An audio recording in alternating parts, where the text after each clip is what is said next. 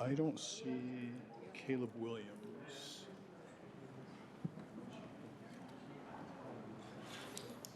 Again, everybody not up here.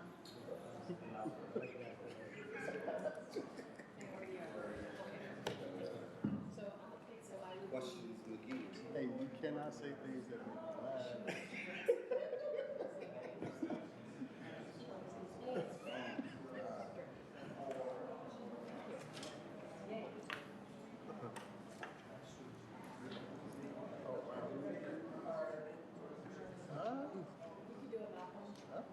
I can do it, but is that the only option? So for the record, yeah, I pray in Jesus' name, so I don't know if everybody's okay with that. You can charge for your service. Ed. Are you a minister? Are you a minister, sir?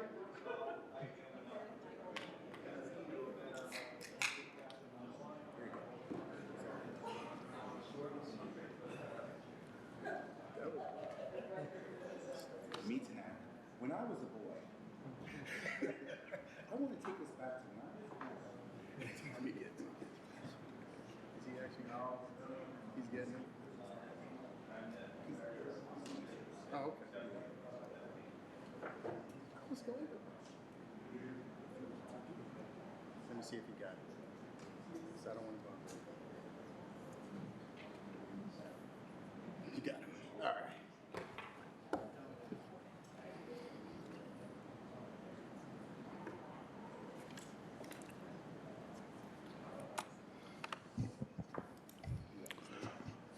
All right, thank you for your patience. We're getting started just a few minutes late here.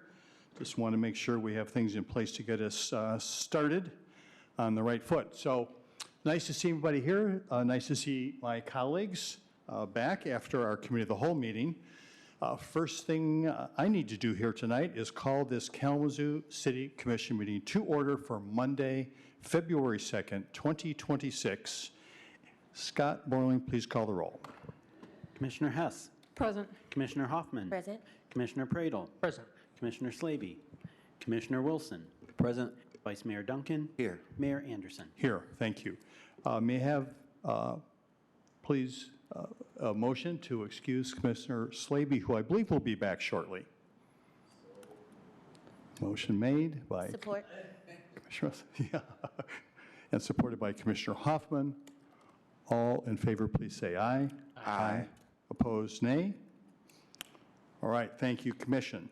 For our opening ceremony tonight, we will have an invocation. It's going to be provided by Reverend Liebenthal, I believe, who's here and has very nicely volunteered to help us with this. So as with every opening ceremony, I will ask the Reverend to come forward, provide an invocation, ask people in the chambers to stand for that, and then remain standing for the Pledge of Allegiance. Thank you.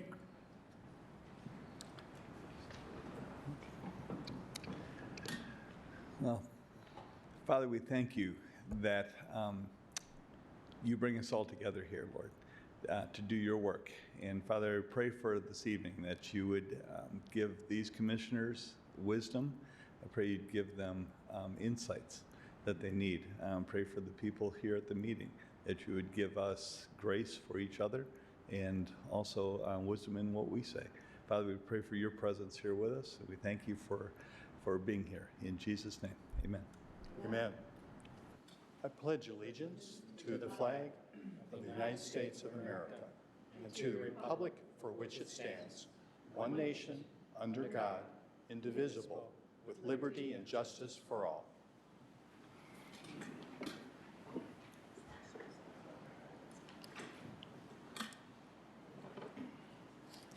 We do have a proclamation this evening. The proclamation is going to be read by Commissioner Hoffman, and it is for Wear Red Day. Do we have someone in the chamber? There we go. All right, thank you so much. Please come forward, and I'll come down with the proclamation. Commissioner Hoffman. Thank you, Mayor. Good evening and welcome. Wear Red Day, February 6th, 2026. Whereas cardiovascular diseases are the #1 killer of women in the U.S., killing more women than all forms of cancer combined. And cardiovascular disease is the leading cause of maternal death in the U.S., or more simply put, heart disease is the #1 killer of new moms. And whereas cardiovascular diseases kill one woman almost every 80 seconds in the U.S., and whereas heart disease and stroke can affect all women at any age, while new research showing a rise in heart attacks in younger women. And whereas individuals in the U.S. have made great progress in reducing the death rate for cardiovascular disease, but this progress has been more modest with respect to the death rate for cardiovascular disease in women.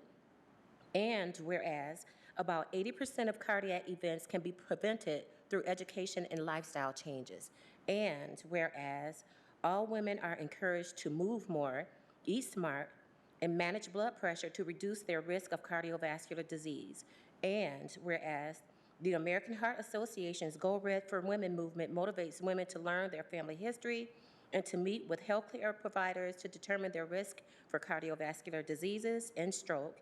And whereas Go Red for Women empowers women to get healthy through Red Means Go campaign, designed to engage women to show others what they do to experience good health, well-being, while inspiring others to do the same.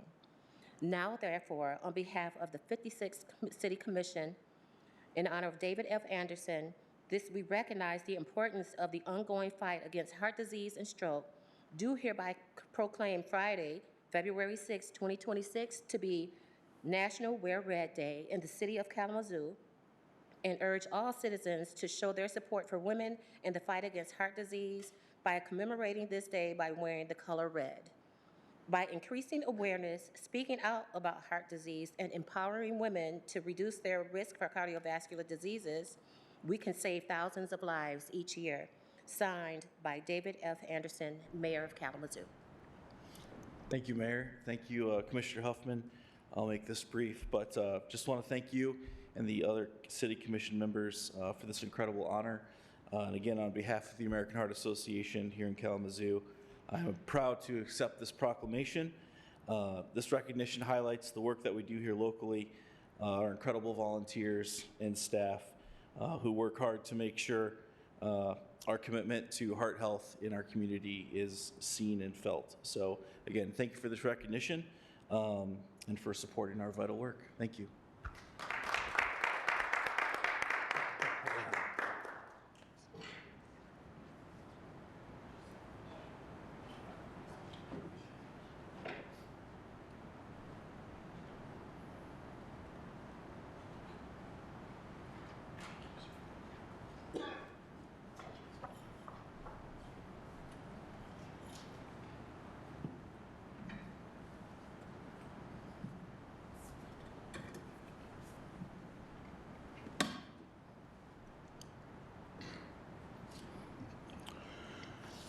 Well, thank you so much for that. Now we are to the adoption of the formal agenda. And Commissioners, are there any items on G, the consent agenda, that you would like to have moved to H, the regular agenda? Seeing none, no changes, okay, the agenda stands as it is. Manager Henkin, anything under communications? Not at this time. Thank you. Now we are at the time for public comments. Reminder, public comments are 4 minutes at this meeting. You can comment on any topic you're interested in. Please state your name and whether you live in the city.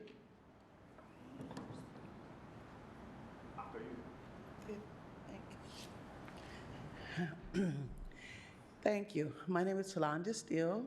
I'm part of the Edison Initiative Program. You guys heard my story earlier today. I was a little late, so they read it on my behalf. We ran out a little time, so I'm going to read a part that Keith didn't get to feel for himself. Let me take you back to COVID, when we were all trapped in our homes and scared of COVID-19. We were sitting on our couches, and several of us said, what can we do to make a difference in our communities? We got on a Zoom call, we prayed, and we said, we can make a difference.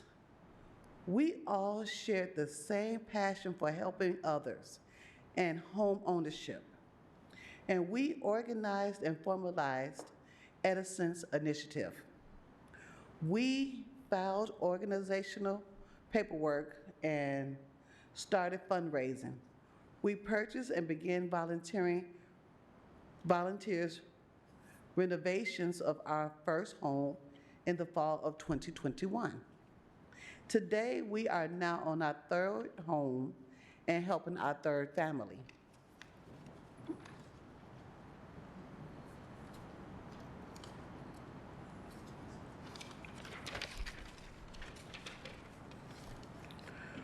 We have 12 core leadership members. You can see who they are if you go and read our backgrounds on our website. It's edisoninitiative.org. We have hundreds of different additional volunteers and partners that help us on our projects in multiple ways. A lot of different churches, volunteers, and they all just give up their time, energy, and donations to keep this program running. Thank you. Thank you. Next, please. I'm Dr. Ed Liebenthal. I'm also with the Edison Initiative. I think you heard from many of us this morning, and I appreciate that some of you were able to come to the house on Hayes Park. I think you're also probably aware of Hayes Park and some of the history that's been in that area. That's one of the reasons we picked that house. I want to tell you a little bit about the house. It's 1109 Hayes Park Street. It has very good bones. That's why we picked it. It has very good bones. It has 4 bedrooms, 2 bathrooms, hardwood floors, a good-sized kitchen space, and a garage, all of which make it ideal for a family to own and thrive in. And that's one of our goals, is that a family can go and then generationally grow in this home. And however, like many homes in the Edison neighborhood, and especially in that neighborhood, this has been a rental house with minimal investments, and it's been run down over the years. It needs a lot of investment in time, energy, materials, and effort. And for example, this last week, I was tearing up the floor in the kitchen. I'll just tell you my experience. I'm tearing up the floor, and I didn't find one floor. I found 5 floors of layers that had to be torn up. My back is still recovering, but we are in the process of getting that and renovating the house. So our plan is to renovate and create a new kitchen space, 2 new bathroom spaces, a laundry room, paint and repair walls and trim throughout, refinish the hardwood floors, carpet the upstairs. In addition, we need to add gutters to the roof for water control. However, we need funding, and we have been raising funding, and we have been able to raise some of the funding. We operate our project on a 100% cash basis, including no mortgages, no financing. And we are trusting the Lord for provision. Well, why do we do this, you might ask? Well, because we're going to move at the pace of our provision. That's been our operating motto of this.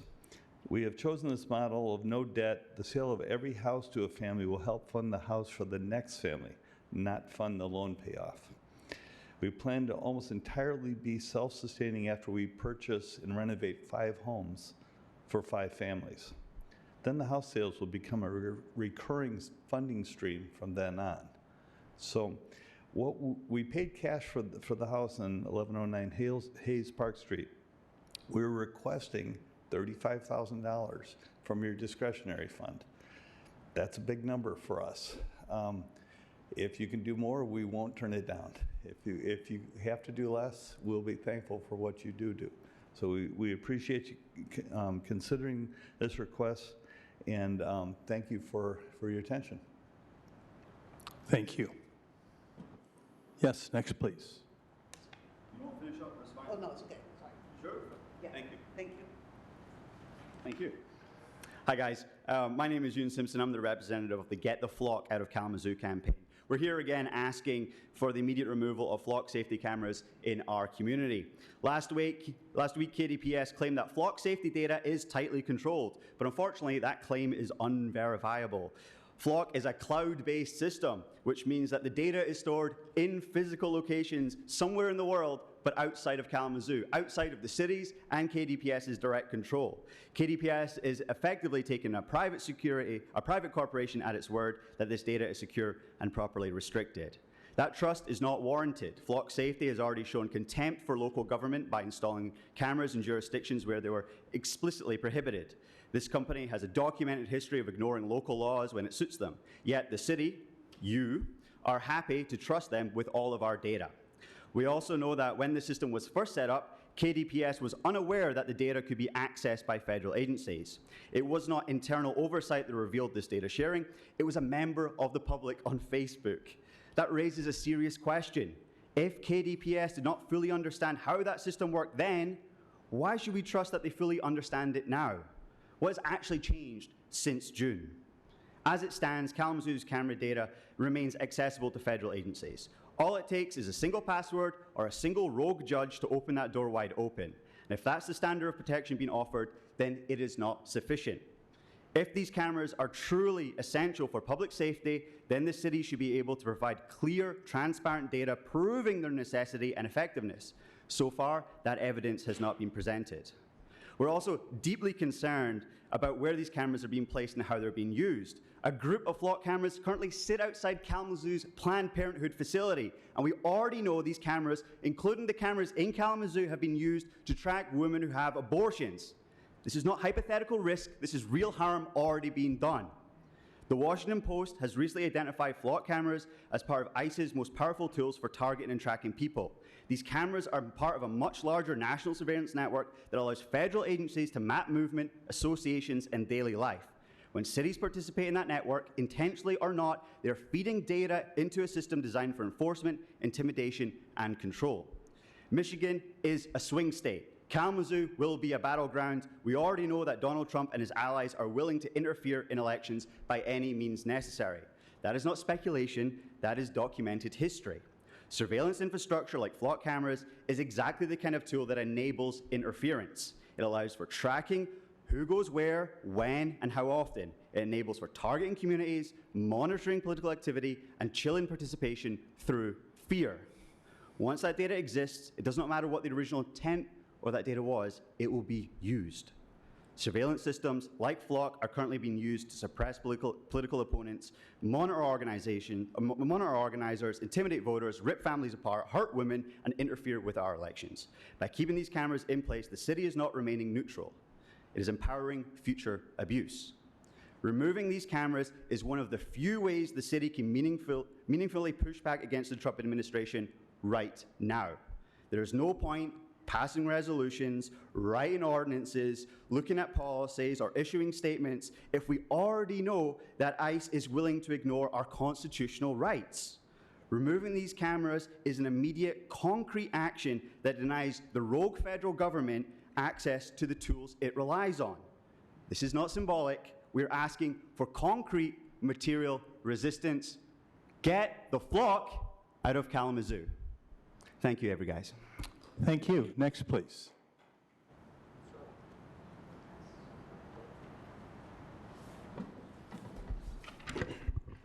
Hello, Commissioners. My name is Tristan. I'm a local organizer with We the People Action Fund. Last year, my team, which included myself and approximately a dozen or so volunteer Kalamazoo residents, decided to try our hand at passing a local ballot initiative to protect and empower Kalamazoo renters. These two ordinances, which I am passing around right now, were inspired by identical legislation passed in places like Ann Arbor, Detroit, Washington, D.C., New York, Minneapolis, St. Paul, Portland, and many other locations throughout the country. We worked closely with Mark Brewer and other Michigan attorneys to ensure that the language of the ordinances matches the language of existing legislation within the Kalamazoo City Code. The first law the first one, would protect tenants from abuse, harassment, or intimidation by their landlords for engaging in tenant organizing activities, and establishes legal parameters. The second one establishes legal parameters for just and unjust causes for eviction, providing Kalamazoo renters in good standing with the assurance and peace of mind that the right to renewal guarantees. These are common sense rights that many people in the public assume are already protected by state and federal law, but are absolutely not protected in any way. I have personally witnessed harassment, retaliation, and intimidation by landlords and other rental associations who are actively attempting to undermine democratic organizing in order to prevent collective action and rob their tenants of the ability to advocate for themselves. Although my team was unable to collect the full signatures necessary, we were able to collect over 3,000 total signatures, and I'm going to pass it around if you guys could just feel how heavy this is.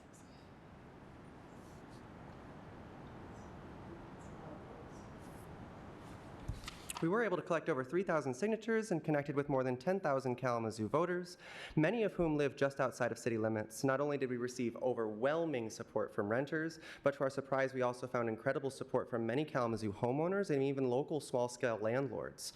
Not only that, but we received the enthusiastic support of our new Vice Mayor, Drew Duncan, as well as former City Commissioner Don Cooney, along with the current chair of the Kalamazoo Democratic Party and Vice Mayor of Parchment, Justin Mendoza, as well as the Executive Director of Outfront, Christopher Turcos, and many other distinguished local figures who support these bills.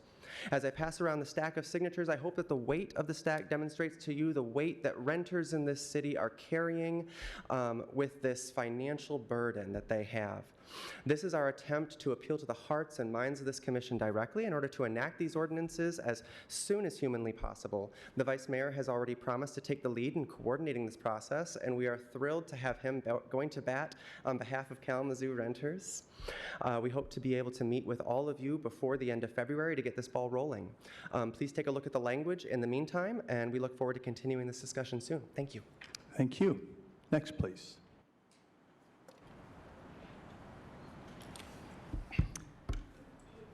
Hello, my name is Alex, and I'm a resident of the Kalamazoo Township, but longtime resident of Kalamazoo since 2017.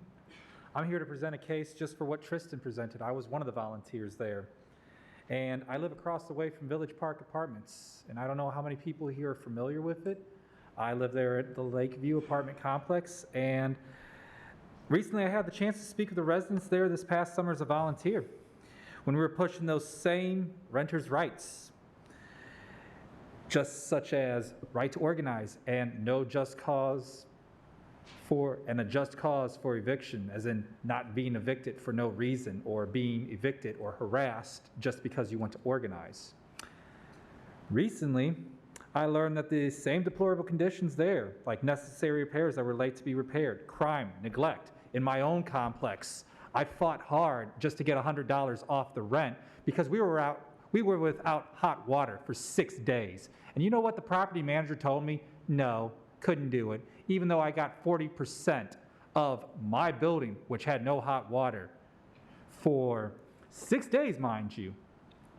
He told me no. That's why I signed up with this measure, because I knew that something like renters' rights could be effective. Something like that, where I wouldn't even have to have fear, or any other resident there would have to have fear.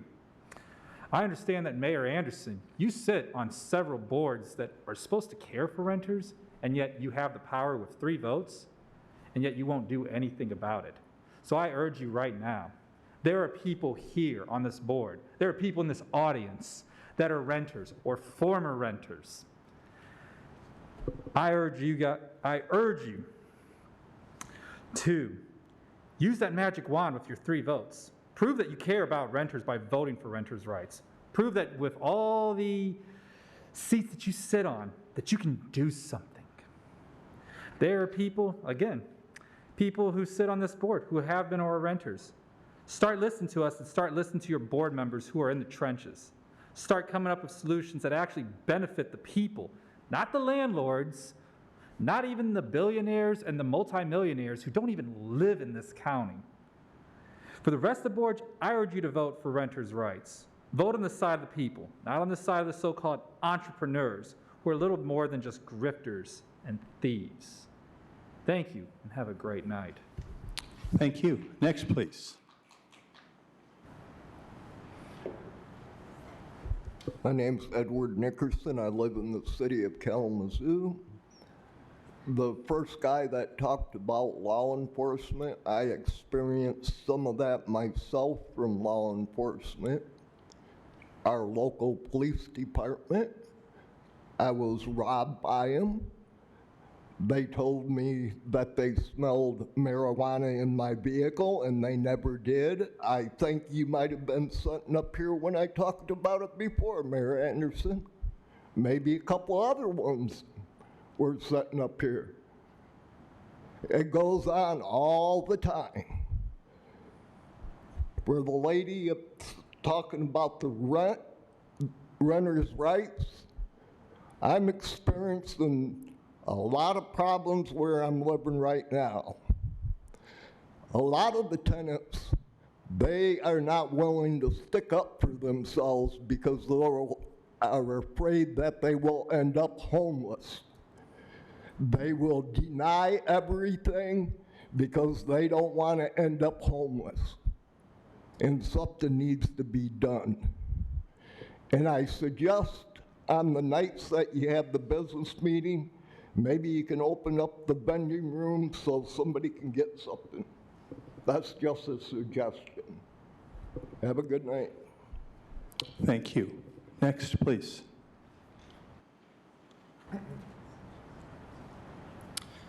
Hello, commissioners. My name is Andrew Argo. I'm a tenant in the Vine neighborhood. I was also speaking on the tenants' rights issue. As some of you remember, in 2019, I ran for office here in the city, a seat that you currently occupy. One of the guiding strategies and principles of our project was to talk with, problem map, and connect with residents, particularly in Kalamazoo's working class, lower income neighborhoods, specifically East Side, North Side, Edison, where I grew up, and Vine, where I currently live. After that election, we parsed through all the conversations and mountains of data we collected, which would prescribe the focus of our organizing moving forward. Kalamazoo residents had many issues to talk about. There was one that emerged towering over all others, and it wasn't even close. The need for affordable, livable housing and for the city to stand up for tenants' rights. We are 7 years out from when I knocked on doors for that election, and that exact refrain persists. For 2 years, I helped run a tenants union in town and ran a hotline for tenants who needed help with asserting their rights to unscrupulous landlords.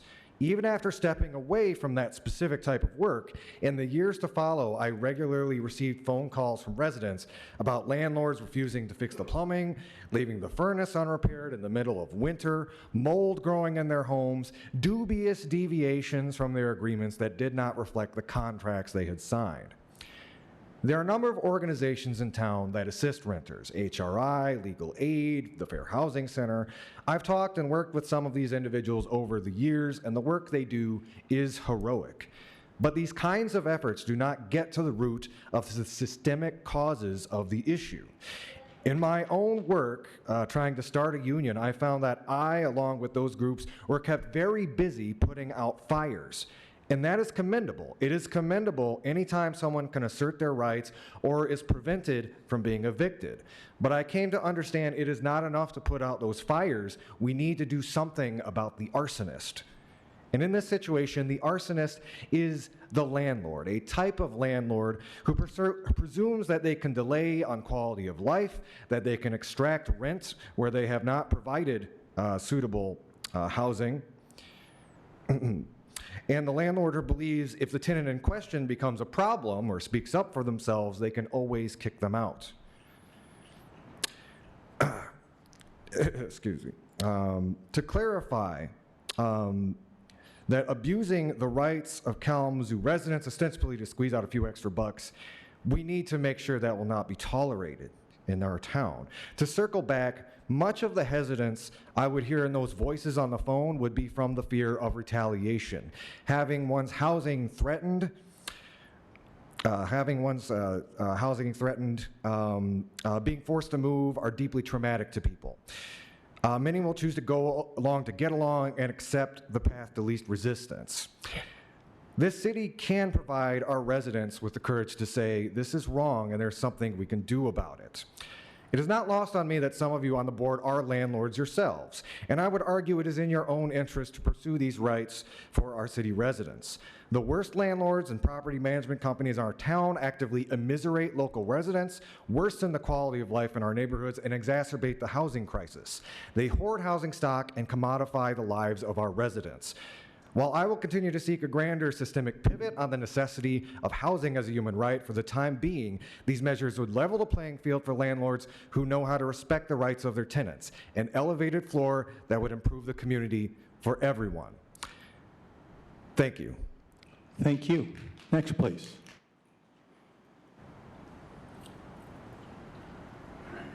My name is Kendall Campbell. I come as a representative of Helping Hands Wellness Center, located at 310 North Rose Street. One thing I want to talk about with Helping Hands Wellness Center, we started out as an organization that concentrated on the homeless population. As we started to concentrate on the homeless population, what we started to notice is, given the current economic climate, we noticed that a lot of residents in Kalamazoo County actually qualify for these resources. So tonight we're here to talk about those resources, and I'm going to leave this for Chantel Lindsay, my coworker, to be able to summarize that for you. Good evening. I want to start real quick with some situations that may hit close to home. Maybe you've been sick and pushing through and have no insurance. Maybe your mental health isn't so fit, and maybe your eating habits need to be improved. If you've been in that space, this message is for you. Helping Hands Wellness Center is a free clinic to all Kalamazoo County residents who qualify. The qualifications are having no insurance, being homeless, being houseless. You can be insured and still qualify. And if you have a current doctor, you can still come to us without getting a reference. You are not required to have ID because we don't bill. You don't have to have insurance again. You don't have to have everything figured out, and you don't have to feel embarrassed about needing help. Our clinic is open Monday, Wednesday, and Friday, 9 a.m. to 7 p.m., and we invite any Kalamazoo County resident to walk through our doors. You can come, you can walk in, or you can make an appointment. But we want people to know we're here, and you shouldn't have to sacrifice your health in paying for a hospital bill or a doctor bill. You shouldn't have to go to the emergency room to get help. You can walk into our doors, and we will welcome you with respect and dignity. And I, again, want to open this to every Kalamazoo County resident to know that we're right downtown, 310 North Rose. Thank you. Thank you. Appreciate it. Next, please. Hi, my name is Linnea. I'm here with WTP, and I'm a local citizen and voter. I'm actually going to be reading the words of April Ailes, who was here and wasn't feeling up to reading her words, but I am. So here they are. Good evening. My name is April Ailes, actually Linnea, but when it says I, this is what she has for you. I'm a renter and a tenant union organizer in Kalamazoo. I, along with so many others, have struggled with housing. I've stayed in bad relationships and housing situations devastating to my sobriety to avoid the street. I know firsthand how critical stable housing is to everyone else in life. Without it, every task is 1,000 times harder. Forward motion is virtually impossible without a home. I'm sure you've heard the saying, it's so expensive to be poor. When you can't buy in bulk, you pay more per unit. When you can't afford the minimum order, you pay excessive shipping. When you don't have enough in your checking account, they charge you fees. If you can't pay an entire year of insurance or other service, you pay those through the nose in installments. If you can't afford a home, you are at the whims of a rental system that seeks profit through passive income above all else, above safety, above affordability, above family, and above community welfare. Social housing for the people, by the people, is what we need. But what we're asking for this evening are a few simple protections to stay in the homes we currently have. The rental market is plagued with issues. Tenants seek to address these issues through unionizing our communities. But our complaints go unheard currently. Our struggles are ignored. Our homes are not even referred to as such. Renting, for whatever reason, has been seen as a temporary state. It could be the case, but for us right now, it's out of sight, and it seems like it'll be permanent for a lot of us. If you're working for 2 or 3 jobs just to keep up with ever-increasing rent, let alone to put enough aside to buy a house, the system traps us and then squeezes us of every last cent, then calls us failures for wage stagnation that leads to the ever-increasing numbers of unhoused persons. We must be able to organize to fight for our rights to housing. We should not fear retaliation for coming together as neighbors for the betterment of our communities. We should be able to renew our leases. Just cause eviction should be a no-brainer. No one should be able to throw us out of our homes without good cause. I urge you to pass these initiatives. Thank you. Next, please.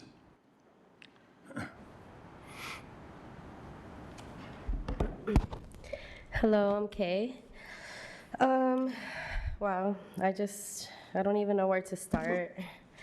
It was a long one last time, and I appreciate the acknowledgement. I appreciate, like this commission really is turning a new page, and like, I'm happy, I'm hopeful. I know there's a lot of things that, issues and like things that we may not agree on politically, but I feel like when we come together as a community, we really show this community shows what they can do, absolutely. But, it's for people out there, it's an all or nothing, right? Like, I do see the strides, and I have to come here, remember sometimes to acknowledge the efforts that some of you are making, because I'm out there, in the community, and I run into the situations, individual situations that people are experiencing, and like it's hard. It's hard. It's hard to continue every day and know that, I can't take somebody somewhere to be warm, that I can just offer them a tent, offer them a tarp, and if they're having mental health issues, that I hope that they can put that tent together, or at least throw it over themselves in that moment. Yesterday I was at the ER for a few hours, and when I left, there was 2 people who had been discharged from the hospital, had no gear, had some layers on, they didn't have the right shoes on, and I gave them tents, and like right before that, there was somebody getting picked up for the cold. I saw 2 people getting picked up from the cold, one on my way home, and so, yeah, it's about humanity, and like, I feel like with what's going on federally and what's going on with Trump and fascism, I feel like we do need to have these conversations about how these systems are okay, are comfortable with giving us the bare minimum as something satisfactory. When we talk about the strides for housing, and I really see the numbers that these buildings afford the community, it's the bare minimum. It's the bare minimum. I need y'all to raise your standard, because for people out there, it's all or nothing. They're not going to wait around for policy. They're not going to wait around for y'all to figure out which of these churches who's supposed to believe in God is going to open, and Jesus is going to open their doors, instead of using their white tears to be like, oh, we only want to help the people that we know. We only want to help the people that go through this process, right? That have to wait through. I commend, and I'm glad that somebody brought up the services that are there, but you have to wait. There's a waiting time, and people don't have time. People don't have time. This housing crisis, either your house or you're unhoused, or you're fighting, as the Alice community is, to be able to pay bills or like keep your housing. You have to like sacrifice other things, and that's what y'all don't understand in these seats. And me too, like as a person who has a little bit of privilege here, to be able to come here, like Like, it is not that dire for me. I go home and I go to my warm bed and I wake up and it's not a crisis, right? For y'all, it's not a real crisis for me, but it's a crisis in this community. And y'all need to listen to the renters who are asking y'all to support them so that people don't end up in the streets. People are sleeping in their cars. People are, like, we're even thinking about now collecting gas cards because we've noticed people sleeping in their cars and they don't have any gas anymore. You know what I mean? Like, it's Band-Aids. We need y'all to really, Mayor Anderson, humble yourself, okay? The community has been calling you in. Humble yourself and understand that the bare minimum is not enough. It's not enough. And white supremacy has us believe, being black and brown people, that we deserve the crumbs from your fucking table. Thank you. Next, please. Hi, my name is Shona Espinoza, and once again, it is the bare minimum. You got the lights on at Bronson Park. They've been on for how long? It's February.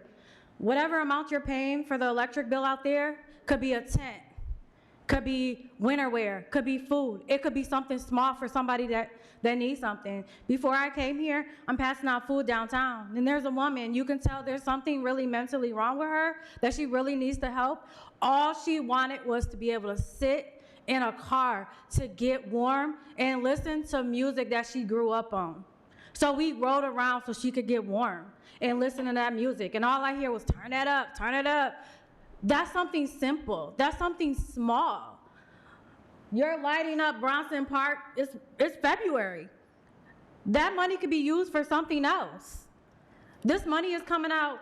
When we're out here helping those that need it, it's coming out our pockets. The citizens, the community, some of the businesses, some of the organizations. Like, that shouldn't fall back on us, but it does because we care. We care. I watched the video from 2018 when Commissioner Sykes was sitting on this board and calling out you, Anderson, for sitting on many boards. 2018 till now. The only difference is the population has grown. The commission, some are gone. So if it was a problem in 2018, when somebody that sits on the board was calling out this commission for not giving a damn about our unhoused, that speaks in so many ways that this commission and these systems are broken. They're not working. 2018 is 2016. Something should have been put in place to catch those that were about to be evicted, catch those that are out on the street.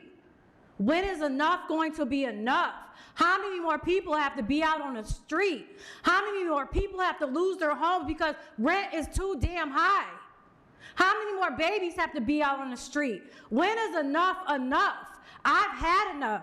I was like damn near in tears when I came in here because this is what we see day after day after day. People out on the street just asking for the smallest and simple things. It shouldn't have been years on top of years before somebody decides to do something. What is it going to take that somebody that you love dies from being on the street? Is that what it's going to take? Because I don't want somebody that I love to lose their life on the street.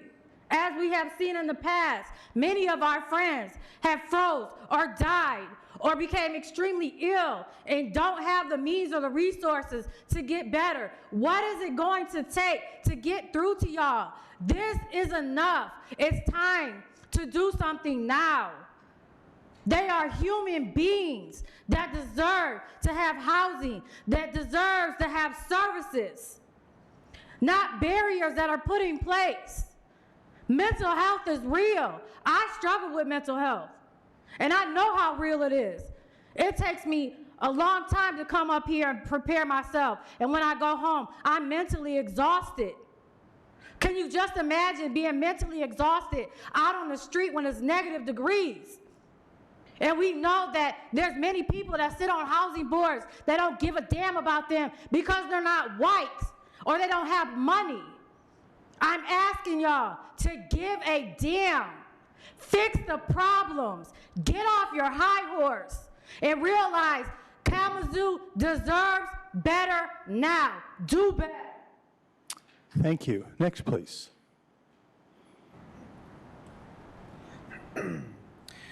Hello, everyone. Chris Glasser from the East Side.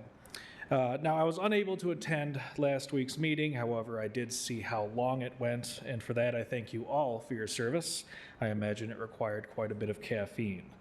I also appreciate the commissioners who have made public their stances on ICE. I think it is important for residents to know where you stand with hopes that will influence future decisions. What we have seen with the killers of Renee Good and Alex Preddy is that the issue is not new agents and a lack of training. All of the killers have been on the job for over 8 years and even received special weapons and tactics training. What happened was not due to a lack of training, but rather because of the training that they did receive and because of the culture of their respective agencies. ICE and CBP are not agencies that deserve our cooperation. I would like to see KDPS do what other departments have done, which is publicly state that they will not cooperate with ICE and that they will arrest those who break the law even if they wear a badge. I would also like to talk about the flock cameras for a moment. They are scattered across the city and in other municipalities and are even on private property like places in grocery stores and apartment complexes. We are seeing increasing concerns of mass surveillance. Flock operates camera networks across the country and have even partnered with Ring cameras to access our doorbell cameras as well. We have known since the Patriot Act that our country is capable of mass surveilling its citizens. But what is new is the introduction of AI, which now makes it so that the government, or private corporations for that matter, can actually process the data from millions of Americans and use it against them. This is even more concerning in the light of National Security Presidential Memorandum 7, which labels views of anti-Americanism, anti-capitalism, anti-Christianity, extremism on migration, race, and gender, along with opposing traditional American views on family, religion, and morality as domestic terrorism. And with emerging news that the government is amassing a database of citizens that they deem as domestic terrorists using the definitions above. As an ICE agent told a legal observer, because we have a nice little database, and now you are considered a domestic terrorist. Cities have pulled back on their flock agreements, and so can Kalamazoo. Thank you. Next, please.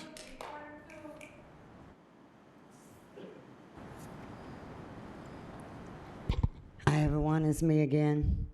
For I don't know how many times I've been here. But you know, I agree with a lot of things people are saying here. Rent's too damn high in Kalamazoo. It's too high. People can't afford it. Why can't you do anything to help people from being evicted before they are evicted? Maybe you can slow the homeless population down a little bit if you actually act first. But I don't see any action. Rent's still high. It's ridiculous. People can't afford to live in Kalamazoo. You know, your water bill is high, your consumer is high, then you gotta buy groceries, that's high. I'm lucky I own my home, and I'm close to retirement. But I shouldn't have to use every first Monday and every third Monday to rush from 2 jobs to come rushing down here to complain about you fixing your storm drains, fixing your sewers. It's climate change is real, guys. When are you gonna wake up and realize it? The more natural spaces you destroy to build on, the more grass you destroy and put cement blocks and cement buildings, the more you flood us and the more you make climate change worse for Kalamazoo. It's real. When we thaw, we're gonna flood so bad it's horrible. Your ponds was high before winter even hit. Your rivers are high. You haven't done anything to solve the problem. Your storm drains, instead of absorbing the water, they push the water back up into the streets. This has been happening for years, and no one's did nothing. You know, it gets tiring coming down here every single day. I'm like Shauna, it's depressing, it's stressful. It's something that I should not have to worry about being a senior citizen, being a homeowner, being in Kalamazoo all my life, being born and raised in Kalamazoo. Kalamazoo's changed. It's not for the better. Yeah, you got a lot of big, fancy, rich buildings. Who cares? We need to care about the people, not the buildings, not how much money we can get off those buildings. There's a lot of families out here in these streets. I see people wandering all day long in this cold weather, and you can tell they're homeless. They have nowhere to go. I mean, take down some of these burn-up houses. Quit wasting money on bike lanes that nobody rides in anyway, and tear down some of these houses. Tear down the destroyed, falling down houses. Put little small apartments. What, 10 apartments? 4 little tiny houses. Anything. So people can have somewhere, and make it affordable. Not $1,400 a month for a studio. That's ridiculous. Kalamazoo's not New York City. It's not California. Just a small town that I used to be proud to say I live in, but not anymore, because things are terrible. I went to the Edison meeting. They told me they're gonna do a road diet on Howard Hill. You're gonna kill somebody. People go up that hill, they get stuck. If one person stops, everybody slides back down. And it's hard to control it when you're sliding backwards. You can't do a road diet on Howard Hill. If you want to put bike lanes, take the sidewalks away. Nobody walks in them anyway.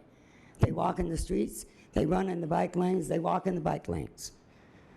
Don't destroy Howard Hill, or you're going to kill a lot of people. Thank you. Thank you. Next, please.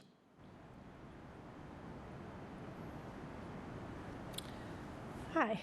My name's Abby. I live in the city. I operate a rescue organization as well, and I'm back again to further comment on basically echoing what everyone else said about the issues with housing that we have here in Kalamazoo. And to add on to that, just today I actually got this message from someone. I'm being evicted from my home and have fur babies I can't have living in my truck with me. I get these messages all the time.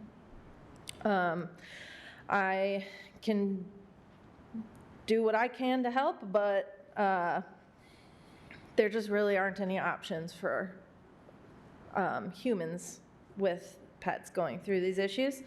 And I was frustrated, to say the least, last week when it was commented that there are actually places that allow pets. And one of the places mentioned, I have to check, Ministry with Community allows pets. Great, makes us look great, right?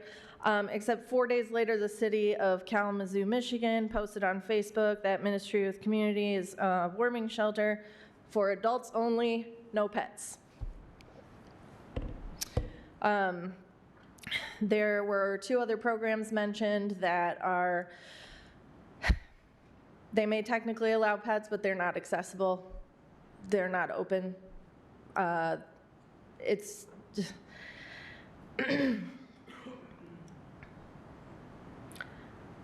it's frustrating because I don't know if people just like want to lie to make themselves look good, or people are just uninformed, or people just don't care about the reality, because there's 2 different realities. So you can say that there are places that, you know, allow pets when it's just either not true or, you know, it's just not, lost my train of thought, the word I was looking for, but not accessible to folks that aren't willing to bend to rules or contact organizations that are supposed to help, and getting an email back that says cease and desist because I asked questions about a program that they supposedly offer. And, you know, I know that it's easy to, like, you know, just make comments that, oh, this place allows pets and makes you look good, whatever. But, you know, or to say, oh, that's the county's problem, right? Because the county, you know, deals with the Animal Services Organization, who does a lot of good work, and they do a lot of things that they can do, but it's just not enough. There's nowhere for these pets to go. So for those of you keeping track, I've now sent 17 emails, sent 2 more since last time. I did get 1 more response back, so thank you for that. But y'all have my contact information. Thank you. Thank you. Next, please.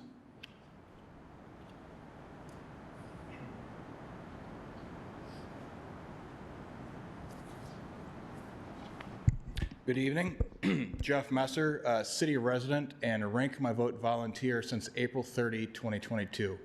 I would like to thank Tristan and We the People volunteers for coming forward this evening to talk about their ballot initiative for renters' rights. It reminded me of something that I learned as a rank my vote volunteer, that the Kalamazoo City Charter has a glaring omission.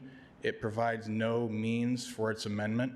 We had to rely on the Michigan Home Rule Cities Act to determine what our requirements were to amend the city charter. So I'd like to ask the commission, particularly Commissioners Pradel and Hess, who we learned a couple meetings ago, keep notes on everything that people say during public comment. That's great. I'd like to see your stack of notebooks sometime.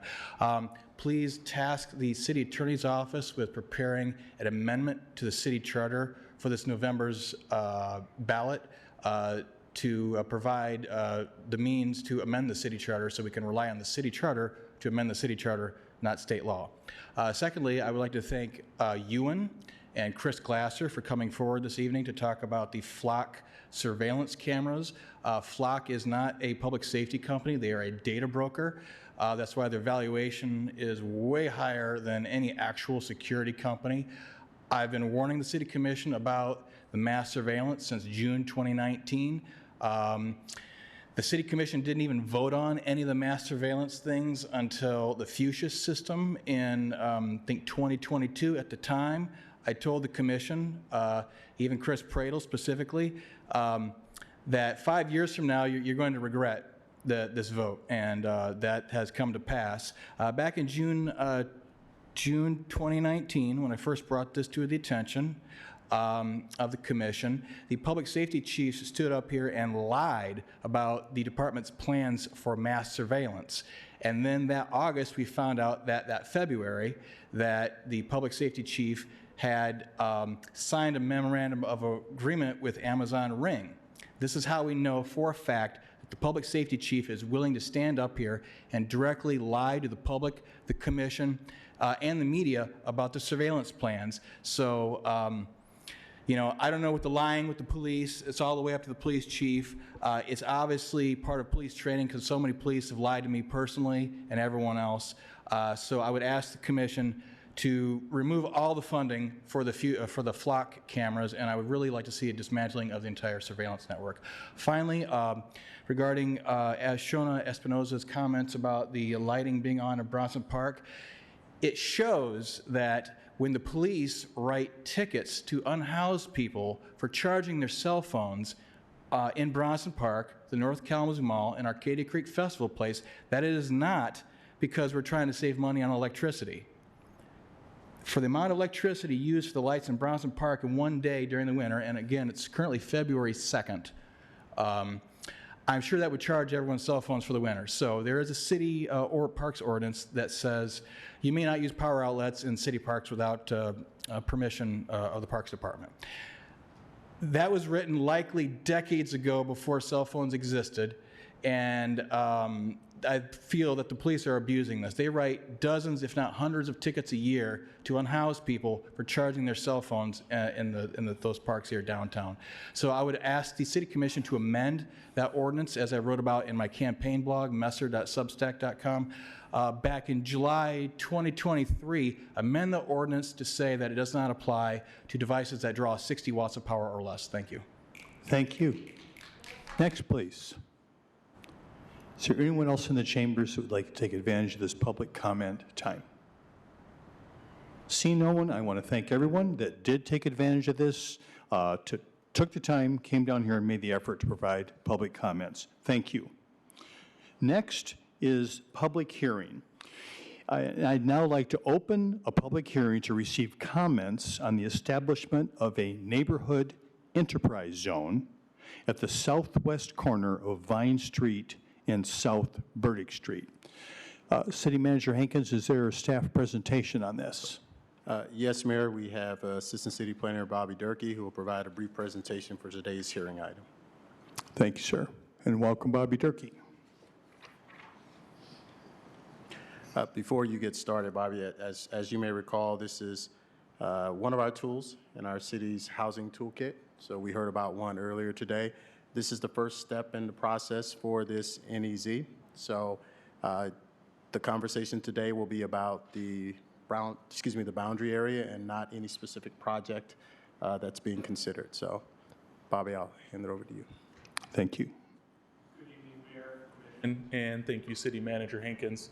As mentioned, this is a presentation for the public hearing on a request to create an NEZ district. And it wasn't a typo, it's called the BNEZ. And thank you for that segue, Manager Hankins. I wanted to reiterate, I saw this in Sherilyn's presentation of a housing tool to achieve housing. And the NEZ is something that the state offers municipalities to use as an incentive to encourage housing. So for the path, the NEZ, this is different than zoning. I know we talked a lot about zoning last week. This is tied to that state incentive. In 2023, the City Commission adopted a policy for NEZs. So the first step we have of that is a pre-application meeting. The city has an NEZ landing page for any interested resident or developer, anyone, I guess, whatsoever. The applicant here, Bogan Development, I met with Jamari earlier this year about the development, the project, and a way to move forward. Taking a look at that, going through all the details of the act and the policy, the first step is to send notice to taxing jurisdictions. In addition to the city taxes, KRESA schools, public schools, and copies of those letters were in the staff report to give them an opportunity to provide comment. None received to my office so far, and then we have public comment tonight. And after the public hearing today, the act has a timeline for the resolution to be brought before the body, and the timing for that would be March 2nd. And then after potential creation, there's further steps, items called certificates, which spell out the details for affordability and to apply for the incentive through the state. And lastly, even after all of that, it goes off to the state in this instance for a development which would be under construction, and the state holds on to that certificate until the end of construction. So there's no incentive granted until the project is complete. So from there, here is the project itself. As in the public hearing, it's at the southwest corner of Vine and Burdick. You can see on the aerial photo there in the lower right is the parking garage for Bronson Hospital. We're looking west, that's Vine Street on the right side going up and down. And the blue line with the kind of highlighted center there is the project area made up of multiple parcels. There is a former party store at this location, some vacant dwellings, and a former office building which is also vacant. This is a project where they're working to align incentives. I'll touch base briefly on, there was a recent county housing millage decision and a MISTA decision, and this NEZ is part of developing that affordability for the project. A lot of the stuff Sherilyn was talking about in her presentation. And then the years of support in NEZ can be 9 to 15 years of support depending on certain characteristics I will touch on later in this presentation. So now that we have the site, here is the project itself. This is a fairly current rendering from the site plan under review. It's a 5-story mixed-use building, 85 dwelling units, a couple commercial tenants, including a daycare and a grocery store. The 2 incentives I mentioned that were decided on in January where the county offered support through the housing millage, and the state of Michigan has a employer assisting housing program through MISTA, and they announced support for this project as well. A little bit of background on the incentives for this project. Now bringing it back to the NEZ district, this district would apply only to this development. It is a single parcel NEZ. It would be the first one in the city in certain zones for certain projects. You can narrow it down to just the parcel. Some former NEZs brought before the commission were the one downtown, which was an entire block, and more recently the Porter Street NEZ, which was an entire block around the 619 Porter project. With the NEZ district, the minimum by the act is a 5-year that district is created and available for someone to apply for certificates. Their staff doesn't recommend or propose anything longer than that, and the time the district is created does not match the years of incentives. So if a project qualified for 12 to 15 years, those exemptions would still apply, those reductions. And as far as the number of NEZs, the state does not restrict the number of NEZs a city may create. It limits the amount of land area. The city is about 1.5%, and this wouldn't even bump it up 0.1%. So we're still well below the maximum on land area. And to bring this one back further to the NEZ policy, I know in the earlier presentation there was some reference to the county housing plan. They break down the county into separate regions, and more specifically in the city, there's certain types of housing types which work best in the city of Kalamazoo compared to other parts of the county. So for example, a real high density residential building is going to make a lot of sense in our downtown or even near our downtown. And our incentives for the urban center, which is this is called, which is that ring around, you can kind of see the ring around that weird CBD. Again, these are a mirror of the county housing types. In this area, there's, to qualify for 12 years, there's 2 or more housing types. That could either be an apartment building, a single family house. It's types of housing by the zoning code. This project is one housing type, they're all apartments. And another incentives could be at least 20% of the units at 80% AMI, area median income. And ways to qualify for more years is to provide no more than 80% of the required parking for the residential component of the project. So this project has the ability to align very well with our NEZ policy. And then the tax reduction is, as I mentioned, provided after it's complete. And as I mentioned, there's the 3 districts. It's urban core, urban center, and then urban edge. And to tie it back to the county housing plan and the state act itself, the NEZ Act has been in existence since the 90s, originally started as a way to encourage owner occupancy and maintenance of existing structures, where the state really expanded it about 5 years ago to include mixed-use buildings and make eligible more heavily developed portions of cities in the state. So this project proposed would be it's called a new NEZ, and then by adding the housing units in a mixed-use structure is what that incentivizes. And this helps us align our own housing goals in line with the county housing goals, helping us keep us moving in the same direction. And the timing of the NEZ request now with the due diligence, the incentives mentioned earlier, the projects in our site plan review process, there is a requirement by the state to get that information submitted for certificate after a district is created before building permits start. So there is a nuance to timing all of these things, and this one is lining up very well to meet those deadlines at the right time. So that's a high overview of the district request. In addition, I do know that the developer is here as well if there's any questions for me, or he said he'd be available as well. Thank you, Mr. Jerky. I appreciate it. Questions, commissioners? Commissioner Slaby. Thank you. I think this is really interesting that this came after our housing corridor opportunity study in the same day. And so for me, I think this serves as a great example of how, not the project itself, great project, but more so how we're presenting it. It kind of contradicts what we were just talking about exploring and moving in a direction of earlier today, which is these larger corridor discussions. I know this is on a main corridor of Burdick. Instead of doing the scatter approach, and I know just earlier this year, we approved, or maybe late December, we approved a pilot program for the Hollander project off of Reed Street. So I just think about, how we present this, not just for us, for our consideration, but also for the audience, for our community's sake, as they watch this. Can you better put this into context of the conversation we just had earlier when it comes to the missing middle? Like, what exactly is this contributing to as part of the missing middle conversation?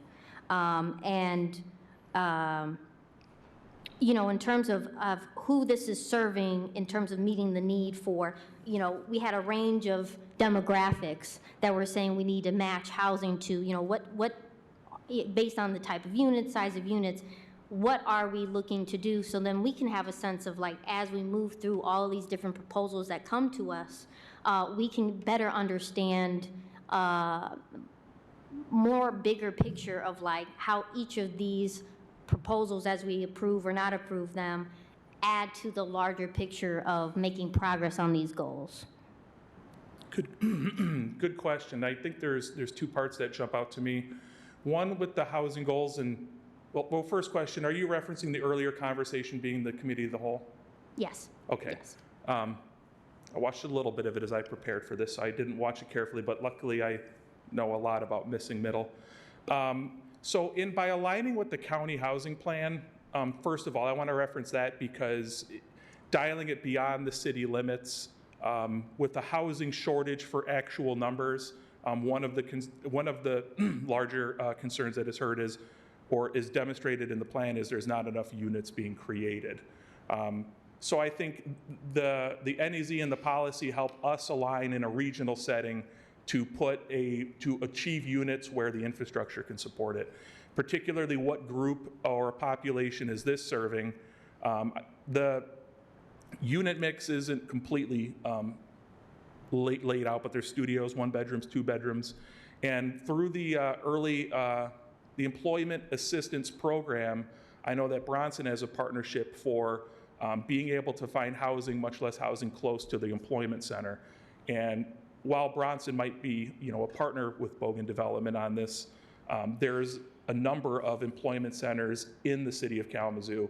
And what those large employers here is our talent wants to locate here, but they can't find the available housing. So this program, or not this program, this development is helping align workforce housing for Bronson directly or other large employers that need it in the city. As you know, there's, on a balance of the county, until recently, a lot of the new unit construction would have been in our edge suburbs, where recent numbers show we're starting to have an increase in housing units in the city, which makes it available to start. Thank you. Yeah, I think just, at least for me as a commissioner, you know, reviewing these things, and this will be something that comes up to us for approval in the near future, that as part of the staff report, for me, that would be beneficial. Is not to simply state that this makes progress on our more broad, vague, affordable housing goals, right? It's actually getting down to these are the units that we say we need, that we claimed in one presentation that we need over the next 5 to 10 years.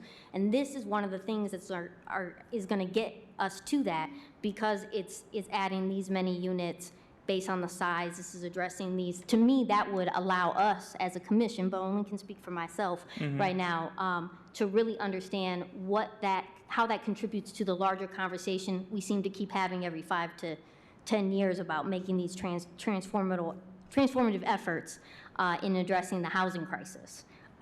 Because for right now, it still feels pretty scattered and not tethered to literally the conversation we just had earlier today. And I appreciate the reference to the county housing plan, great, but could have been also better placed in context of what we just heard, which I think helps for the audience to understand why we are moving forward with something that isn't necessarily going to have super affordable rents, which is fine, because we have to have a mixed range of housing to allow for us to open up those more affordable units to those that need that. But I think it would be helpful to the audience in the future. So thank you for clarifying. Thank you. Yeah, thank you. We will talk about those ideas and make sure that we align them so that they're very clear, the connection between them. Thank you. Agreed. Thank you, Manager Hicketts. Other questions? Commissioner Cradle. Sure, Bobby. Thank you for being here. Question for you. Yeah, give me a second here to pull it up. Mentions in our packet that this will be the, and you mentioned this as well, will be the first single project NEZ in the city of Kalamazoo. And so I was curious if there's really any greater value over it being a single project, or if it's multi-project or multi-property in terms of the NEZ. No, I think what it boils down to is with the Porter NEZ or the downtown NEZ, the two most recently I mentioned, one of the other ways, if it doesn't have this certain criteria by zone and project zone, being to the NEZ Act, lost my train of thought there. Just about, we have seen. The single parcel. Something that staff has encountered is when the notices go out, somebody that wasn't part of the request was notified, what is this? What do I qualify? How do I get it? And in working out the Porter NEZ, I think that one was initially larger and it created more of those questions where digging deeper into the act with this applicant, where originally it was thought to be needed to be an entire block, but that wasn't the case. So I think this one where the Vine neighborhood has an existing homestead NEZ and there's another NEZ coming, and given the homestead is not a new NEZ and there isn't anyone else looking to develop around it, the single parcel creates the district without, I guess, creating something larger to confuse people or casting a wider net for tax reduction maybe than is needed. Because at the opposite end of it is anyone in a district created can request a certificate to those standards. So, And this is coming from 12 parcels. Correct. Combining from 12 parcels as well. And then just one point for clarification, this is just kind of minutia, but on one part of the packet on page 5, it says the NEZ district would support the project by providing a reduction of property taxes for 9 to 15 years. And then in the fiscal impact section, it says will receive a tax abatement approximately half of their full tax obligation for a period of between 6 and 15 years. Do you know if that was just an error? Is it, I believe it is just 9 to 15 years? I believe it is 9 to 15, and somewhere in the NEZ Act, and it might be homestead, there's something for 6. So I would see that as a staff mix-up of the terms. What would be the range in terms of the actual? This one could be 9 to 15 for a new NEZ. That's what I thought, if I recalled correctly from before. Okay, thank you, appreciate it. Thank and I'll get that corrected by the next meeting. Apologies. No worries, thanks. Thank you, Commissioner Pridle. Commissioner Hess. Thank you for being here, Bobby, and I do see the developer here. And just a question for clarification. I know we're talking just NEZ here, but you mentioned that there would be also a daycare and a grocery store as part of this plan. I know that in the other development, he has worked with the YMCA. Is there a specific plan for a contract with a particular grocer or daycare plan? Through the NEZ is a housing incentive, so it's not part of those. However, I can say with the site plan under review, and if the developer wants to speak more, it shows those uses in the space, which usually by that point that shows a really serious commitment as opposed to future commercial space. But typically, even in our plan review, that agreement between an agency wouldn't be under our purview, but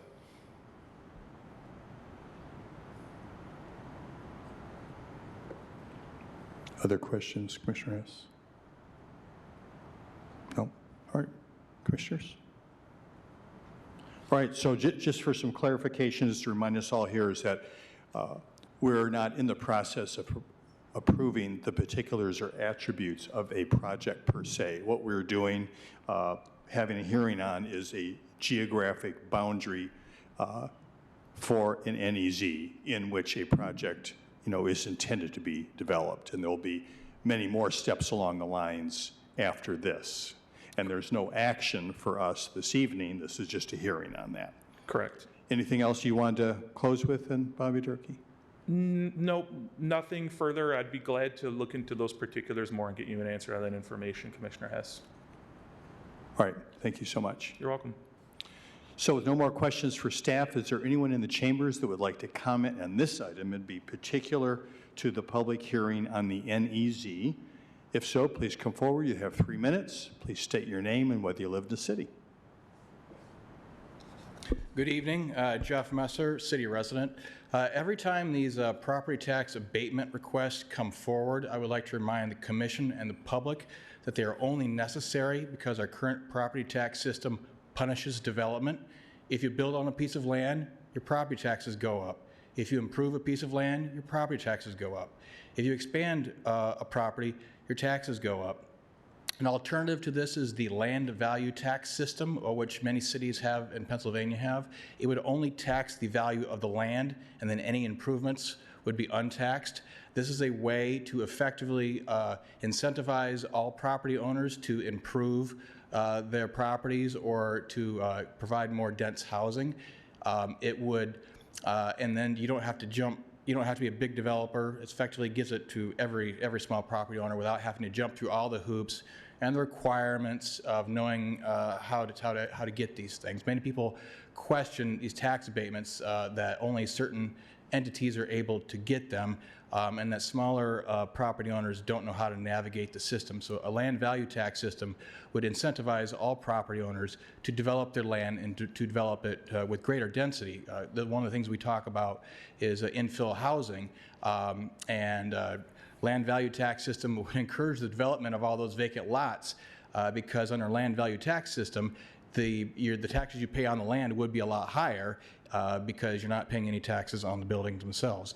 A land value tax system would discourage unproductive urban land uses, for example, vacant lots, parking lots, and golf courses. I first learned about the land value tax courtesy of an independent gubernatorial candidate, Mike Duggan, who's currently the mayor of Detroit.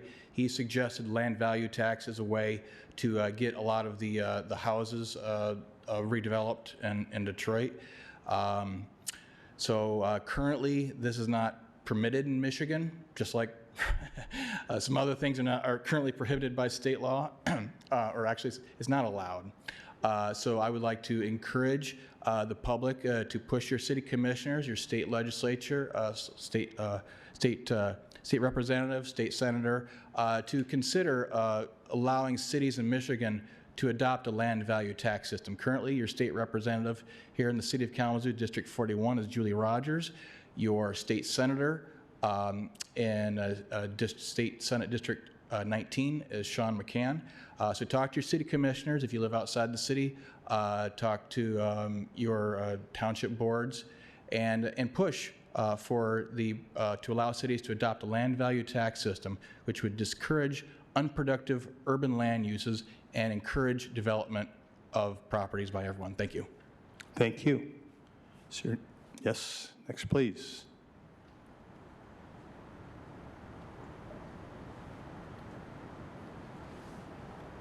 Hello, everyone. Chris Glasser again. I guess just something that I wanted to bring up. It seems like anytime that there is an NEZ discussion, it seems like it's less of a democratic process in which we're actually deliberating whether or not we're going to do something, and more of we're checking the boxes saying that we did what we needed to do so then we can eventually approve it. I'm not sure I've ever seen a situation in which the NEZ hasn't been approved. Typically, these are on projects that are already well in the making. They already have renderings of the building and things like that. And this is nothing against the project, but it's what's the point? Or what happens if you say no? Does the project just disappear? Are they going to go ahead with it anyway? If they're going to disappear, it seems more like of a threat on them versus an incentive on the city, because this is something that we're hoping is going to be built. And if they're going to build it anyway, why are we just giving away tax breaks to profitable ventures? This seems more performative than an actual democratic process. I just wanted to bring that up. Thank you. Thank you.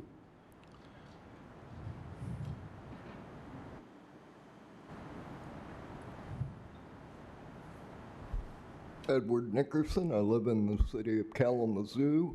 I don't care what project around the city that you do, if you don't have reliable contractors and they call in outside contractors to do work for them, it's not going to get done right. They're going to use the cheapest materials and they're going to screw the whole thing up. So I suggest you really think about what you're doing before you do it, because I've seen it happen over and over again. Have a good night. Thank you. Is there anyone else that wants to comment on this item? See no one else, I will now close the public hearing. Next is G, the consent agenda. Manager Hankins. Thank you, Mayor. The following items are presented for approval. Approval of a contract with Belkema Excavating, Inc. for the Kalamazoo Airport Water Main Looping Project in the amount of $120,772. Item 2, approval of a cooperative purchase with Sportsfield Specialties for the Homer Striker Field Safety Netting System in the amount of $170,154.75. 3, approval of a sole source purchase with Integral for new seating at Homer Striker Field in the amount of $182,902. 4, approval of a contract with Playcore Wisconsin, Inc., DBA Game Time for the purchase of materials and labor to complete the Burdick Park improvement project in the amount of $195,880.20. 5, approval of an amendment to the lease agreement with Northwoods League Kalamazoo Growlers for 2 additional 5-year terms beginning January 1st, 2029 through December 31st, 2038. Thank you, Manager Hankins. Commissioners, the requested action is the motion to approve items 1 through 5 and authorize the city manager to sign all related documents on behalf of the city. Is there a motion? So moved. Motion made by Commissioner Pradel, Second. supported by Commissioner Slaby. Clerk Borling, please call the roll. Commissioner Hoffman. Yes. Commissioner Pradel. Yes. Commissioner Slaby. Yes. Commissioner Wilson. Yes. Vice Mayor Duncan. Yes. Mayor Anderson. Yes. Commissioner Hess. Yes. Thank you, Commissioners. The items on the consent agenda are approved. No items on the regular agenda, so we are to reports and legislation. City Manager Hankins, do you have a report? Yes, Mayor. Just with the comments and interest in the flock camera system, I asked the Public Safety Chief, Chief Boyson, if he would give us some information about some of the criteria they use for the use of those cameras. Thank you, sir, and welcome, Chief Boyson. Thank you, sir. Good evening, Mayor, Vice Mayor, Commissioners, and City leadership. First of all, I want to say we recognize that the use of license plate reader technology and questions about information sharing have raised concerns in our community. And public trust is essential, and transparency is essential on how we do work with license plate readers and what we do with it and what we don't do with it. License plate readers are used as a crime-solving and life-saving tool and not for immigration enforcement. And KDPS remains committed to protecting individual rights while using lawful, carefully controlled tools to prevent violence, locate and assist victims, and keep Kalamazoo safe. So there's a lot of misinformation about what license plate readers are, and I want to cover just a couple things about what they are and how we use them. KDPS uses FLAC license plate reader cameras to support criminal investigations and protect the community. The use of FLAC cameras recognizes and respects established privacy rights. License plates are public in nature. So if you're a vehicle owner, you are legally required to register your vehicle and display your license plate publicly. KDPS license plate reader cameras only capture images of license plates in areas that are open to the general public, on roadways open to the public, and it only captures an image of the vehicle and license plate. It doesn't run the license plate. So what data is collected by a license plate reader? Digital images of the vehicle and license plates, date, time, and location that the image was captured. License plate data is anonymous and not considered personal identifying information. So regarding access to the personal information, officers cannot identify vehicle owners through license plate reader data alone. Again, it just captures the image of the car and the license plate. Registered owner information may only be obtained through separate, secure, state-controlled databases, such as the Law Enforcement Information Network. You have to actually run the plate to get information. The license plate reader system does not do that. Access to motor vehicle records is restricted by the Federal Driver's Privacy Protection Act, so there's further protections on that. So what are our authorized uses of the LPR data? We use those in supporting crime analysis and criminal investigations, again, criminal investigations. We use them for locating stolen vehicles. They assist us in child abductions and missing or endangered persons cases. They alert officers to vehicles linked to an active investigation with articulable suspicion that a crime has occurred, such as shots fired, suspect in a stolen vehicle, or home invasion. What are the prohibited uses? Per our policy, enforcement of immigration laws is a prohibited use of the LPR system. We can't use it for immigration laws. We have no authority to do so anyways, even if we could. Secondly, investigations involving individuals seeking reproductive or other health services is not allowed use of the system. Let's talk about their concern over the data sharing and control of the data. KDPS maintains 100% control of all data captured by the license plate readers. Data is shared only with approved law enforcement partners in Southwest Michigan. Data is not shared on a nationwide search platform.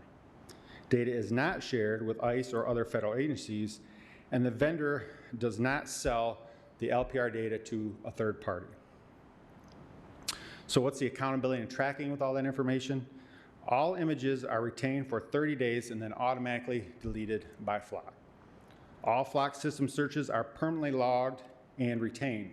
So if you search the system for something, you have to say who you are and the reason, and that's permanently retained. Search filters prevent you from using it for prohibited purposes. Data access is audited to assure compliance and accountability. So that's kind of what Flock cameras are. I want to talk more specifically on how we use them and what benefits we have seen in the city of Kalamazoo since we started this. It's been 5 years, so in 2021 is when we first got them. So first of all, homicide investigations. Of the last 8 homicides that we have had, going back to the beginning of last year, license plate reader data was instrumental in solving every single one of those 8 homicides. Since 2021, when we started LPRs, they played a critical role in solving 23 homicides. Overall, murders are down 53% compared to 5 years ago before we had Flock. We also use it for not just murders, but overall gun violence reduction. LPR data is reviewed following virtually every single shots fired and non-fatal shooting incident. That's the first thing the officers do is access LPR data. Since implementation, assaults with firearms are down 49%, and overall reports of shots fired are down 57% compared to when we didn't have LPRs. The other thing we used them for in 2021, we had a vehicle, just another example, but we had a vehicle stolen from a convenience store. Mother pulled her vehicle in the store, went to run inside real quick, came out, her car was gone. Inside of her car in the back seat was her 18-month-old toddler and a 5-year-old child. Mother was obviously frantic, didn't know what happened to her car. We were able to access license plate reader data, and under 2 hours, we had located that car and recovered the 2 children safely inside and returned them to the mother. I don't know how long it would have taken and wouldn't want to think what would happen if we didn't have that ability. Not just violent crime and auto theft, but property crime. So talk about a high-profile case you may have heard recently where we had a series of storage units broken into here recently. We had several broken into over the course of several days, and over $100,000 worth of property was stolen from those storage units. LPR data identified the suspect vehicle, leading to the arrest of the suspect and recovery of a significant amount of that stolen property. And just property crime alone is down 39% compared to where we were prior to implementing Flock. Also, we use it in human trafficking investigations. LPRs have been used in multiple investigations where we have identified individuals involved in sex trafficking of women and children. Talk about auto theft again. Flock cameras have significantly improved the recovery of stolen vehicles and identification of suspects. Before, if you stole a car in the city of Kalamazoo, you may get to drive it around for a week or two before we would find it. Now we find those cars almost immediately, and because of that, our stolen vehicles are down 35% compared to before when we didn't have flock. Also, another high-profile case that you may remember, back in April 2023, we had what was sadly referred to as the Day of Death in the city of Kalamazoo. During that period, we had responded to 18 overdoses resulting in 7 deaths. Flock data was instrumental in identifying the individuals responsible for distributing the drugs, leading to the arrest of the suspects on multiple charges for delivery of causing death. Could not have done that without that flock data. Another one we had back in 2023, we had a suspect who broke into a residence, assaulted the residents inside, and kidnapped an infant belonging to his ex-girlfriend. A flock camera captured the suspect's vehicle leaving the city. Within 25 minutes, the vehicle was stopped and the child was safely returned to the mother. And lastly, there's many more examples, but I just pulled some recent examples for you, but I think the most significant one also recently was its use in helping us solve our long-term curse on the city of Kalamazoo, which is mobile nuisance parties. Flock cameras have become a critical tool in addressing the long-standing issues with mobile nuisance parties, using LPR data to identify and track vehicles involved in repeat violations of our mobile nuisance ordinance, and has been very effective. And I have had many residents tell me for the first time in many summers they got peace in their neighborhoods. So in closing, flock cameras are a carefully governed tool that balances public safety with strong privacy protections. They have proven effective in saving lives, solving serious crime, and reducing violence while remaining transparent, accountable, and used in a manner consistent with the law and the values of our community. With that, I'd be happy to answer any additional questions. Thank you, Chief. Questions, Commission, for the Chief?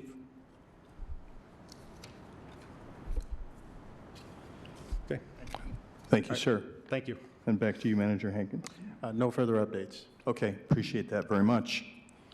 Commissioners, we are now down to the point on our agenda for commissioner comments.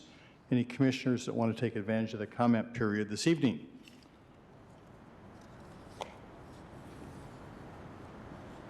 Commissioner Praedel? We have two of City of Kalamazoo's own, one being Commissioner Hoffman, who I want to congratulate, who were recognized as one of the 7 individuals from KVCC's MLK Beyond the Dream celebration.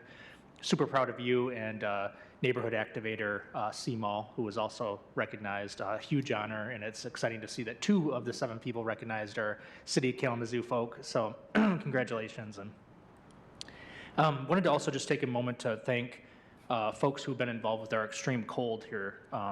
Everyone from community who've worked tirelessly to stand up and stand tall to support vulnerable individuals, to folks who are doing snow removal on the street, people who are fixing water mains, our public safety team who are responding to just unending number of accidents and issues related to the cold, as well as including our community policing officers. Just want to make sure to lift up and thank all those folks, because it has been I'm sure an exhausting period for folks who've been doing this day in and day out as part of their profession and as volunteers.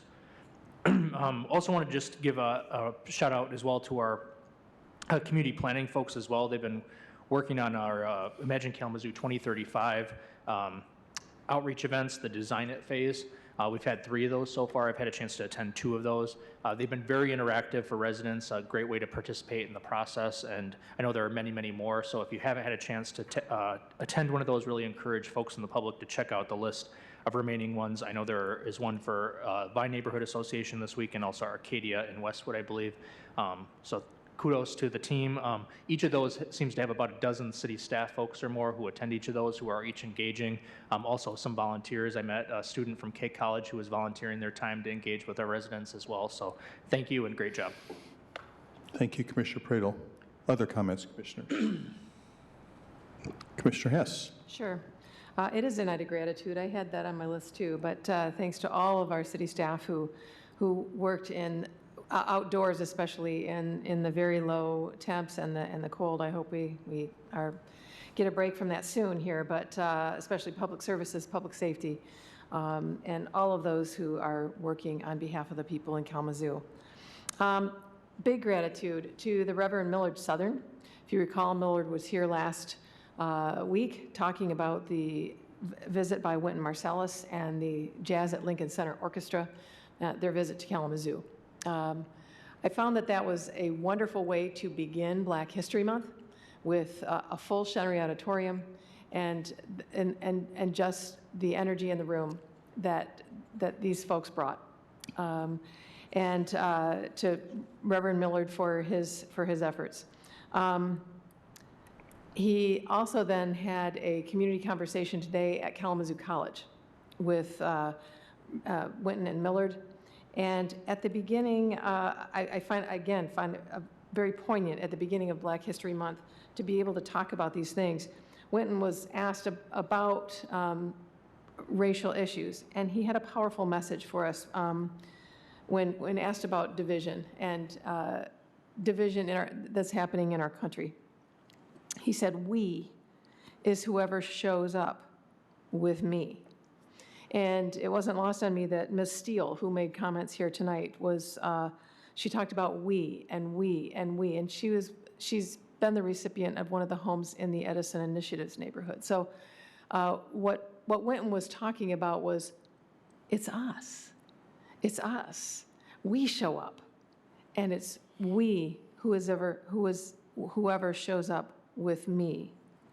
So there's a lot of opportunities here in Kalamazoo for us to show up together and to live the we in the community, which literally means, again, to have charge of together. So if we live in community, we have a responsibility to the community to show up. And there are so many, I know of folks that are showing up to do public comment that are working in the community on behalf of others, and that's our responsibility as community members. So I'm really grateful to them as well.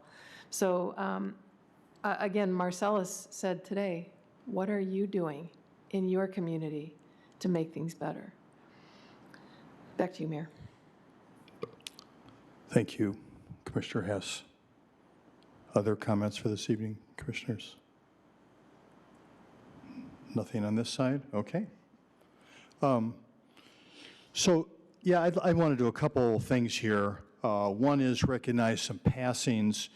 I recently attended a couple celebration of life funerals here in Kalamazoo. One was for Jean Barakalov, which many people very well connected by family here in town, but also an icon here in Kalamazoo. She was at K College for a while, and she was a person who was very, very much focused with young people, particularly with her Ujima program, which focused on pride and culture, particularly for young Black and brown people, and she was well recognized and well respected around town. And it was just, it was a moving event that I attended, and just a recognition that they're all, through the generations, there are people that are doing this work and passing the torch on, and I so appreciate that. In addition to that, we have had attended another funeral for a young man who sadly died from gun violence, who was the son of a well-respected person here in Kalamazoo, who's been doing that work herself for a long time. And I guess I'm not going to mention her name necessarily, but those of you who know. And thank you. I think that, as a matter of fact, you were at the event as well, Commissioner Wilson, and I think you were acquainted with the individual who lost his life in really a senseless event of gun violence. And just, we talk about a lot of things, and I recognize the importance of a whole variety of things, including what we talked about till super late last meeting, but still, this is something we should not forget. Just so happens that I know we're keeping our numbers, Chief, and doing the best we can here in Kalamazoo to reduce homicides, and I think we're making good progress there. We have our great nonprofit partners. Just so happens that a couple of these deaths happen to be just outside of city limits, but this still doesn't count for us as a community. So we've had 3 of those. We're going to need to continue to be focused on that work and not forget that that is such an important priority that we don't want to lose sight of that. That was a profoundly, I know we get together and we celebrate the life, but at the same time, I hate going to those. It is a profoundly sad experience, and we're recognizing the light somebody brought, but more so we're there because that light is gone. So it's good to see you there, although that's not the kind of place we want to see each other. Relative to that, I want to just express just a whole list of gratitude here, and even though for those of us, who've made it through the last couple of weeks, somehow 20 degrees feels balmy, which is ironic. We've had a couple week, really a deadly cold, solid stretch. And I'm sure I'll miss some people, and I apologize in advance if I do, but I do want to recognize some organizations by name. And just remind us that even in the best of circumstances, when you have a crisis like this cold crisis we've had, it isn't just going to be one organization or one entity that steps forward. In this community, there's going to be all kinds of community, paid, non-paid, volunteer, longtime institutions, new institutions that respond in this kind of crisis. So I'm just going to run down this list here. I really, really want to thank John Simpson and his team at Kalamazoo Gospel Ministries for opening up another 60 beds. I really also want to thank Sid and Katrika and the team over at Ministry of the Community. That's another effort that we've been supporting for their overnight. That's a brand new function over there. Been serving a large number of people over there at Ministry of the Community. I also do want to thank Judy Lowry and her team, not only for the project that she has related to the people with chronic health conditions and partnering with WMed, but her Heads in Beds program, which was not funded by us directly, served well over 100 people in motels. So I will give her tons of credit for that. I will say that in these situations, there are people who choose not to go to Kalamazoo Gospel Mission. There are also people who choose not to go to any congregate shelter, any even ministry. And there are many, many people who would not have been housed if it weren't for that option to go to a motel room. And that has been very, very helpful there. I want to thank Gwendolyn Hooker and her team came in here. I want to thank all those that worked in warming shelters, including library, Portage Senior Center, churches, and our own Vice Mayor Drew Duncan here that pulled together the Democratic Party and opened up a warming shelter during those very, very critical cold days. I want to thank our Kalamazoo Department of Public Safety, our CST team that was out engaging with everyone possible, encouraging people to take advantage of the shelter options that were available and the motel options, by the way. And I also want to thank Metro Transit. Metro Transit stepped up, provided, I think, close to 1,000 rides now, free rides here in town for people who needed to get to warming shelters, needed to get to other kinds of shelters, the motel shelters, and didn't take anything fancy. You just had to tell the driver where you were going, and that counted as a free ride. And so I really want to thank that team at Metro Transit for stepping up there. Last, I am going to thank my own team at ISK, my outreach team, which was outside every single day, working to engage with people. They're well aware of camping spaces all the way across the county. And they do this work all through the cold weather. I have to say, even when the county closed down because it was too cold, my ISK team outreach team is out there engaging with people, many of whom they know because they're building relationships, trying to engage. And particularly, I want to thank that team, so I'm going to take advantage of this here just to say, Beth, Maddie, Selena, Bill, Lewis, and Shannon, thank you so much for doing that. As a matter of fact, it is that team that is going to lead the effort for our point-in-time count, which was delayed from its first date. The point-in-time count now is going to be on Thursday, the 5th, and they're going to be leading the volunteer teams. One thing that's going to be a little unfortunate about that is it does make a difference for our count, counting our sheltered and our unsheltered, and with the disruption of people being in motels and shelters and then perhaps going back to the places that they were staying before, that's going to be a bit of a challenge. So I'm encouraging, if there are folks aware that they know that people are staying someplace outside, camping, that they do get in touch, please. There's a number you could call at ISK or get in touch with our continuum of care and just say, hey, have you remembered to look in this spot, you know, behind a Meyer, someplace out on Gall Road. And this isn't just the city of Kalamazoo, this is countywide. So any information like that will help as well.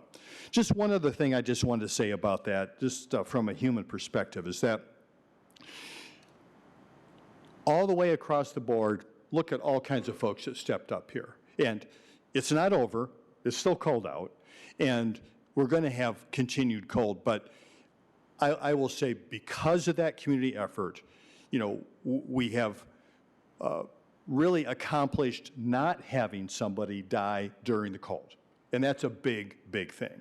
And also I know we're all human beings and we do not necessarily always get along with each other, even in this space. Sometimes critical of an approach, one approach or another, whether it's one congregate shelter, whether it's the ways that people do their business. And I just want to say, in these instances, I politely and kindly and hopefully request that as a community, we do our best to support each other and put as little energy as possible into, there'll be time for critiquing and helping each other do this better, but in these critical times, attempt as much as possible, psychically, otherwise, online, to be supportive of each other as partners. It really is not helpful in the long run for any of us if, we decide that a certain warming shelter, for example, or other kind of shelters, it's not operating in the way that we think would be preferable. It all fills a place, and it's a place that's needed. And once again, gives us some experience, and we can talk about future events and how we can work together to do that. But I'm just asking for some grace and some support across the board. I think that's the only way, ultimately, in the long run, we are going to be most effective. I love you, Kalamazoo. We're adjourned.